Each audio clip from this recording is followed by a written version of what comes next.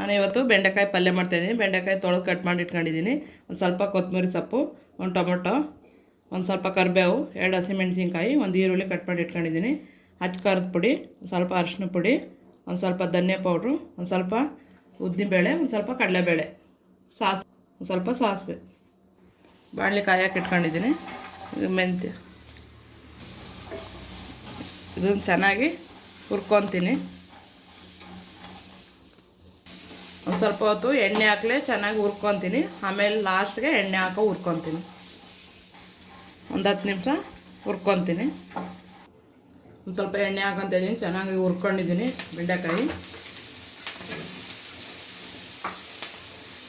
ಅದಕ್ಕೆ ಇವಾಗ ಒಂದು ಸ್ವಲ್ಪ ಉಪ್ಪು ಹಾಕೊತೀನಿ. ಒಂದೇ ಒಂದು ಸ್ವಲ್ಪ ಹಾಕ್ತಾಯಿದ್ದೀನಿ. ಒಗ್ಗರಣೆಗೆ ಹಾಕ್ತೀನಿ. ಮತ್ತೆ ಚೆನ್ನಾಗಿ ಮಿಕ್ಸ್ ಮಾಡ್ಕೊತಾ ಇದ್ದೀನಿ. ಇದು ಚೆನ್ನಾಗಿ ಮಿಕ್ಸ್ ಮಾಡ್ಕೊಂಡಿದ್ದೀನಿ. ಒಂದು ಪ್ಲೇಟ್ಗೆ ಎತ್ತಿಟ್ಕೊತಾ ಇದ್ದೀನಿ. ಎಣ್ಣೆ ಹಾಕೊತಾ ಇದ್ದೀನಿ. ಒಂದು ಸ್ವಲ್ಪ ಎಷ್ಟು ಬೇಕಷ್ಟು ನೋಡ್ಕೊ ಹಾಕೊಳ್ಳಿ ಎಣ್ಣೆ. ಸ್ವಲ್ಪ ಸಾಸಿವೆ ಹಾಕೊತಾ ಇದ್ದೀನಿ. ಉದ್ದಿನಬೇಳೆ ಹಾಕೊತಾ ಇದ್ದೀನಿ.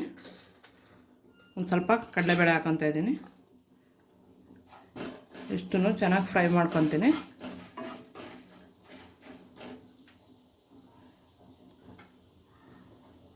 ಚೆನ್ನಾಗಿ ಫ್ರೈ ಆಗಿದೆ. ಈಗ ಹಸಿಮೆಣ್ಸಿನ್ಕಾಯಿ ಹಾಕೊತಾ ಇದ್ದೀನಿ. ಕರಿಬೇವು ಹಾಕೊತಾ ಇದ್ದೀನಿ. ಇವಾಗ ಈರುಳ್ಳಿ ಹಾಕೊತಾ ಇದ್ದೀನಿ. ಇದನ್ನು ಚೆನ್ನಾಗಿ ಕೆಂಪಾಗೋವರೆಗೂ ಫ್ರೈ ಮಾಡ್ಕೊತಾ ಇದ್ದೀನಿ. ಒಂದು 5 ನಿಮಿಷ ಚೆನ್ನಾಗಿ ಫ್ರೈ ಮಾಡ್ಕೊತೀನಿ. ಈರುಳ್ಳಿ ಚೆನ್ನಾಗಿ ಕೆಂಪಾಗೋವರೆಗೂ ಫ್ರೈ ಮಾಡ್ಕೊಂಡಿದ್ದೀನಿ. ಇವಾಗ ಟೊಮೊಟೊ ಹಾಕೊತಾ ಇದ್ದೀನಿ. ಟೊಮೊಟೊನು ಚೆನ್ನಾಗಿ 5 ನಿಮಿಷ ಚೆನ್ನಾಗಿ ಫ್ರೈ ಮಾಡ್ಕೊತೀನಿ. ಟೊಮೊಟೊ ಬೇಯಕ್ಕೆ ಒಂದು ಸ್ವಲ್ಪ ಉಪ್ಪು ಹಾಕೊತಾ ಇದ್ದೀನಿ. ಬೆಂಡೆಕಾಯಿಗೆ ಹಾಕ್ಕೊಂಡಿದ್ದೆ, ನೋಡ್ಕೊಂಡು ಹಾಕೊಳ್ಳಿ ಉಪ್ಪು. ಉಪ್ಪು ಹಾಕ್ಕೊಂಡು ಚೆನ್ನಾಗಿ ಮಿಕ್ಸ್ ಮಾಡ್ಕೊತಾ ಇದ್ದೀನಿ. ಟೊಮೊಟೊ ಬೇಯಕ್ಕೆ ಒಂದು 5 ನಿಮಿಷ ಮುಚ್ಚಿಡ್ತೀನಿ. ಮುಚ್ಚಳ ಓಪನ್ ಮಾಡ್ಕೊತಾ ಇದ್ದೀನಿ. ಆಗ ಬೆಂಡೆಕಾಯಿ ಹಾಕ್ಕೊತಾ ಇದ್ದೀನಿ. ಬೆಂಡೆಕಾಯಿ ಹಾಕೊಂಡು ಚೆನ್ನಾಗಿ ಮಿಕ್ಸ್ ಮಾಡ್ಕೊತಾ ಇದ್ದೀನಿ. ಈಗ ಒಂದು ಸ್ವಲ್ಪ ಅರಿಶಿನ ಪುಡಿ ಹಾಕ್ಕೊತಾ ಇದ್ದೀನಿ.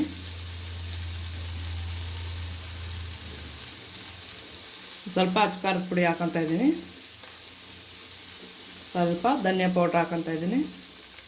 ಇಷ್ಟೂ ಚೆನ್ನಾಗಿ ಮಿಕ್ಸ್ ಮಾಡ್ಕೊತಾ ಇದ್ದೀನಿ. ಇವಾಗ ಕೊತ್ತಂಬರಿ ಸೊಪ್ಪು ಹಾಕ್ಕೊತಾ ಇದ್ದೀನಿ. ಇದನ್ನು ಚೆನ್ನಾಗಿ ಫ್ರೈ ಮಾಡ್ಕೊತೀನಿ, ಮಿಕ್ಸ್ ಮಾಡ್ಕೊತೀನಿ. ಪಲ್ಯ ರೆಡಿ ಆಯಿತು, ಬೆಂಡೆಕಾಯಿ ಪಲ್ಯ. ವಿಡಿಯೋ ಇಷ್ಟ ಆದರೆ ಲೈಕ್ ಮಾಡಿ, ಶೇರ್ ಮಾಡಿ, ಸಬ್ಸ್ಕ್ರೈಬ್ ಮಾಡಿ. ನೀವು ಒಂದು ಸಲ ಮನೇಲಿ ಟ್ರೈ ಮಾಡಿ. ಚಪಾತಿ ಜೊತೆ, ಅನ್ನದ ಜೊತೆ ಎಲ್ಲ ಚೆನ್ನಾಗಿರುತ್ತೆ ಸೈಡಲ್ಲಿ.